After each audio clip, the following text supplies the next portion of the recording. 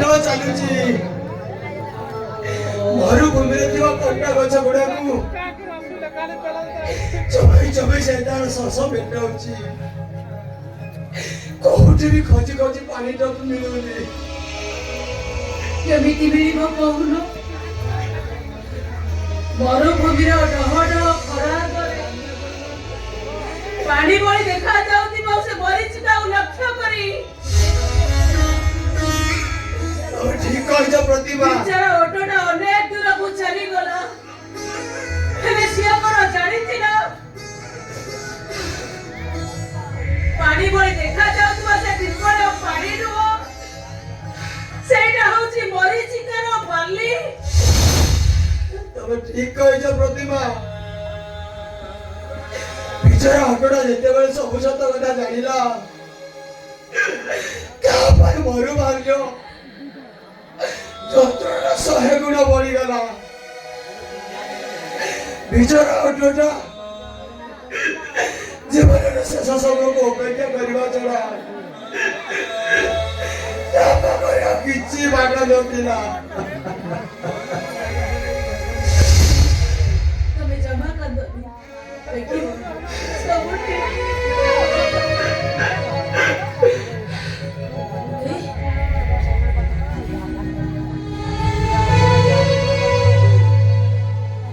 ରକି, ଏ ରକି,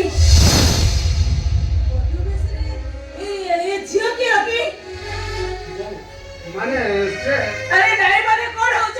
ଆରେ ମୁଁ ପଚାରୁଛି ତ, ମୁଁ ପଚାରୁଛି ଏ ଝିଅ କିଏ? ଆରେ କହୁନୁ ତ ଏ ଝିଅ କିଏ? ବୋଉ, ସେ ତ ସାନ ବୋଉ।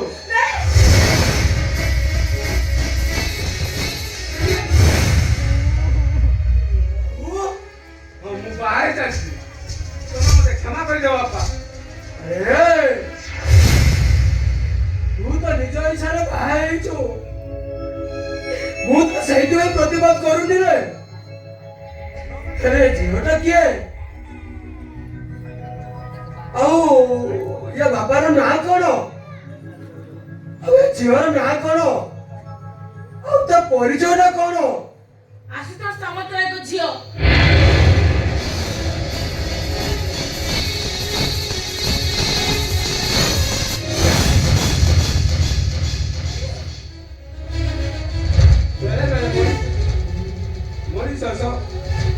ବେଳେ ମଣିଷ ସମୟ ଝଡ଼ ଆଗରେ ମୁଣ୍ଡ ପୋତିବାକୁ ପଡ଼ିଥାଏ ବୋଉ।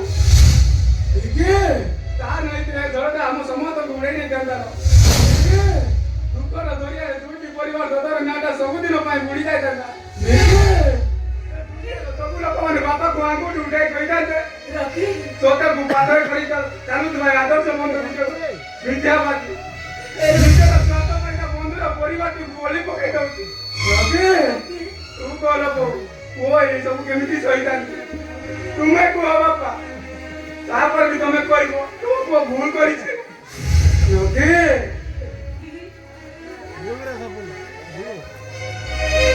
ହଁ, ତୁ ଭୁଲ କରିଛୁ।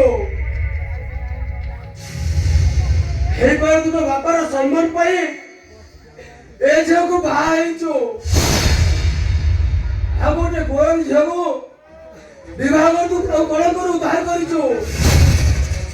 କିନ୍ତୁ ତୋର ମନେ ରଖିବା ଉଚିତ, ତୋ ବଡ ଭାଇ ବେଦୀରେ ରହିଲେ ଆମ ସମସ୍ତଙ୍କ ଆଗରେ ୟା ମୁଣ୍ଡରେ ସିନ୍ଦୁର ଦେଇ ବିବାହ କରି ସାରିଛି।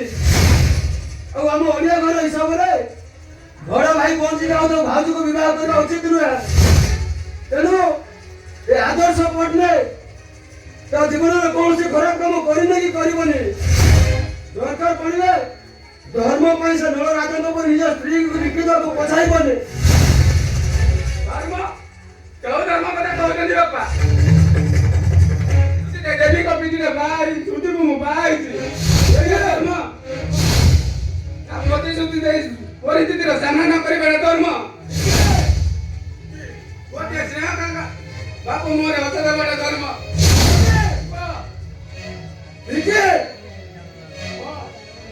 ଭୁଲ କରିଛି ବାପା, ତମେ ମତେ କ୍ଷମା କରି କ୍ଷମା ହୁଏତ ବାପା ତାକୁ କରି ନ ପାରନ୍ତି। କୋଉ ହିସାବରେ ମତେ କ୍ଷମା କରିବାକୁ ସେ ବାଧ୍ୟ।